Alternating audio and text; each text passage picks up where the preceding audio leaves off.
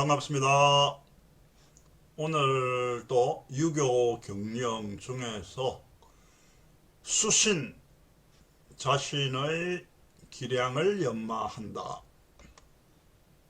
하는 내용을 살펴보겠는데요. 자신을 어떻게 단련하는가? 이 단련하는 방법으로서 앞에서 7가지를 이미 살펴봤습니다. 선인의 지혜, 고난에서 배워라. 항상 긴장감을 가지고 일을 시작하라. 고난 가운데서만 인간은 연마된다. 힘들고 고난 속에서 인간은 연마된다. 혼자 일대일수록 행동을 신중히 해라. 신독, 인간학의 원리 원칙은 고전에서 배울 수 있다. 과오를 알면 즉시 고쳐라. 그리고 경영의 인간 도장에는 종점이 없다. 계속해가지고 자신을 연마해라. 그리고 이번 마지막 시간에 자신의 기량을 연마한다 하는 내용과 관련된 마지막 시간으로 공자도 한평생 자신의 향상에 힘썼다 하는 내용을 살펴보겠습니다. 1번,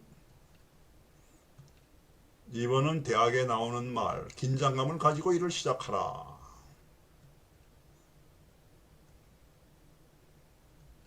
그리고 세 번째가 고난 가운데서만 인간은 연마된다. 명자에 나오는 글을 가지고 설명을 했습니다. 혼자일 때일수록 행동을 신중히 해라. 중용에 나오는 글귀입니다. 그리고 인간학의 원리 원칙은 고전에서 배우라 하는 것을 얘기에 나오는 글로서 살펴봤습니다. 그 다음에 6번째, 가오를 알면 즉시 고쳐라. 자전에 나오는 문구로 살펴봤고요. 그리고 7번째가 경영의 인간 도장에는 종점이 없다. 서경에 나오는 문구를 바탕으로 설명을 지난 시간에 했습니다. 그리고 이 마지막으로 살펴볼 것이 공자도 한평생 자신의 향상에 힘썼다. 여기 나오는 이 글은 논에 나오는 글입니다. 불원천, 하늘을 원망하지 아니하고 남을 탓하지 아니한다. 하학하여 상달하게 되었으니 나를 알아줄 자는 저 하늘일 것이다 라고 해석을 할 수가 있습니다. 이 논에 나오는 문구인데요. 자, 어떤 내용인지 한번 보겠습니다. 이는 공자가 만년에 자신의 인생을 되돌아보고 그 삶의 방식에 대해서 한 말인데요. 나는 하늘을 원망하는 일 없이, 남을 탓하는 일 없이 일상의 문제에서 출발하여 모름지기 스스로를 향상시키는 일에 힘써 왔다.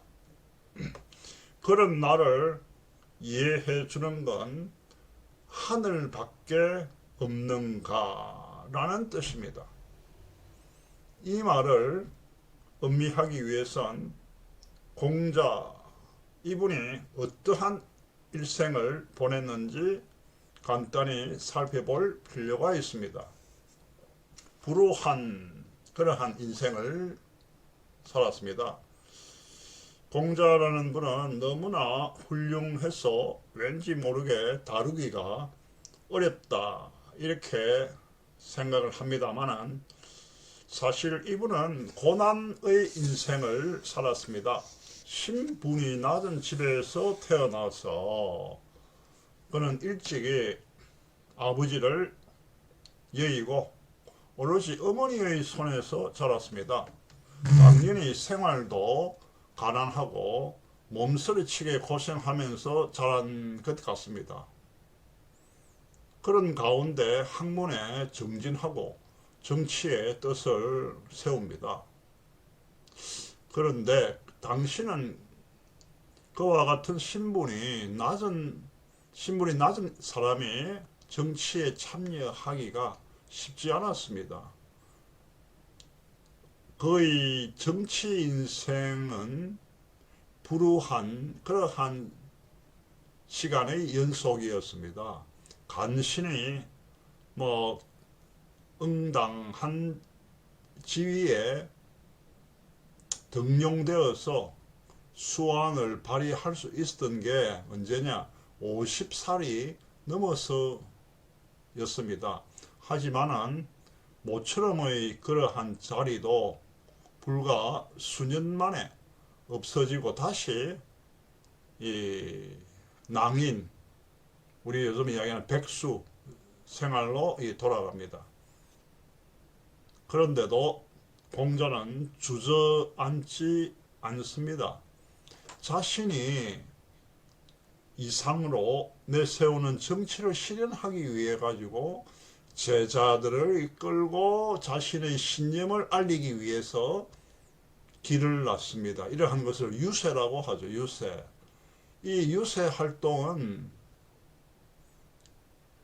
공자의 나이 50대 중반부터 70세 가까이까지 오랫동안 계속됐지만은 결국에는 잘 되지 않았습니다. 그래서 말년에 다시 고향에 돌아가 가지고 제자들의 교육과 그 다음에 글쓰기, 저술에 매진하였으며 74살에 별세했다고 합니다.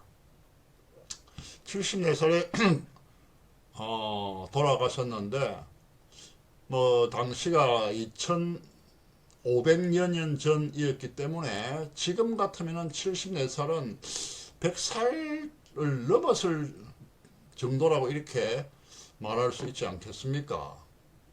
당시로서는 아주 보기 드문 장수를 했다고 생각이 듭니다. 이분의 생애는, 공자의 생애는 출생 때부터 결코 복받은 삶은 아니었습니다. 어떻게 보면은 불우한 시절의 연속이었습니다. 하지만은 그는 꺾이지 않고 항상 앞만 보고 나아가는 자세로 자신의 인생에 도전해 갔다고 볼 수 있습니다. 그의 생애는 출생 때부터 결코 복받은 삶은 아니었습니다. 어떻게 보면은 불우한 연속이었습니다. 하지만 이 앞만 보고 하는 그런 자세를 취했기 때문에 지금까지 성인으로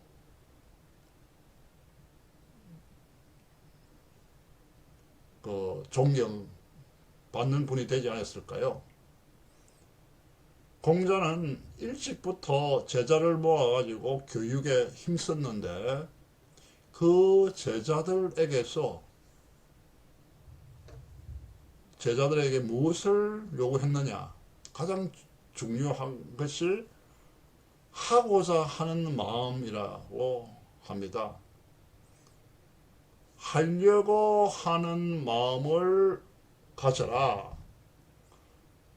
할 마음이 없는 자는 소용이 없다. 라는 그런 뜻을 논어에서 여러 차례 말하고 있습니다. 제자들에게 그렇게까지 말할 정도니까 공자 자신은 누구보다도 하고자 하는 마음이 왕성했겠죠. 그것만이 아니라는 겁니다.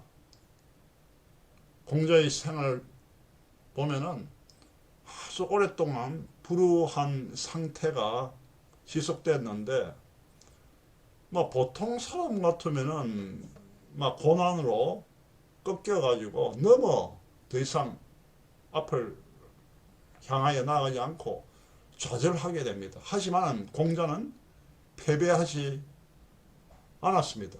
아니, 오히려 패배하기는커녕 고난을 밑거름으로 삼아가지고 자신의 이 그릇이랄까요, 그릇을 아주 더 크게 만들어가지고 나아갔습니다. 이런 점에서 우리가 공자의 위대함을 찾을 수 있겠습니다. 우리가 고난에 넘어 좌절한다고 해도 여러 가지 케이스가 있습니다. 첫 번째, 마음이 침울해져 가지고 얼굴까지 어두워지는 그러한 경우가 있겠고요. 두 번째는 마음이 삐뚤어져 가지고 또 성격까지 삐뚤어지는 경우가 있습니다. 그 셋째는 자기 책임은 문제 삼지 않고 함부로 남의 탓으로 돌리는 경우가 있습니다. 세 가지가 있다는 거죠. 실제로 이 세 가지의 경우는 서로 그 연관성이 높은데, 공자에게서는 이 세 가지를 찾을 수 없었다고 볼 수가 있습니다. 제자 한 사람이, 어떤 사람이 공자의 인품에 대해서 어떻게 말을 하고 있느냐?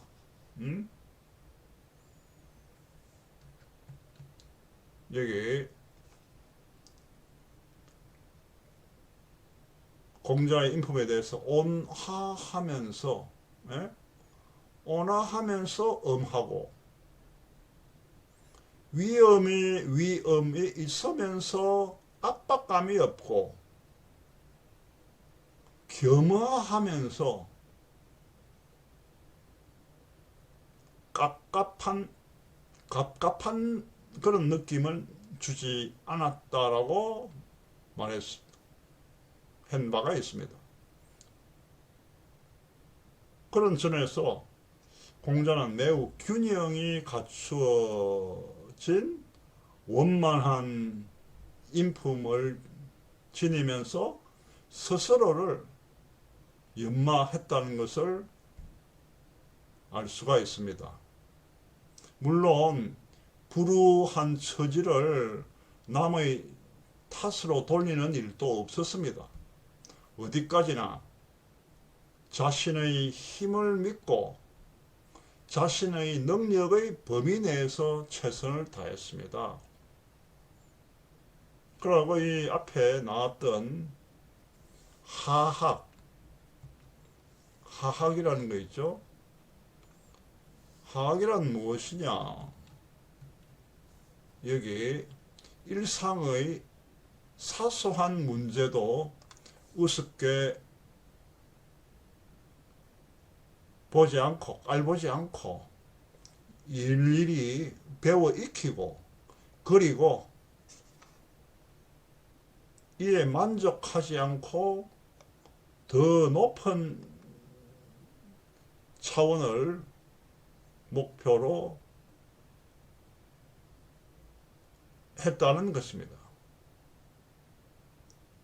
이상을 추구하면서도 기반을 다지는 걸 잊지 않았다고 하는 의미입니다. 한마디로 공자는 불우한 조건 속에서 결코 포기하지 않고 늘 공부에 열중하고 한 발 한 발 자신의 인생을 개척해 나갔습니다. 그런 점에서 우리도 이 공자의 삶의 방식을 본받아야겠다 하는 생각이 듭니다. 마지막 8번째에서 이야기하려고 하는 것은 공자와 같은 이러한 위대한 이 사람도 한평생 자기 자신의 수양이랄까 발전이랄까 그러한 것을 위해 가지고 애를 썼다 하는 점을 이번 시간에 다시 느끼게 되었습니다. 감사합니다.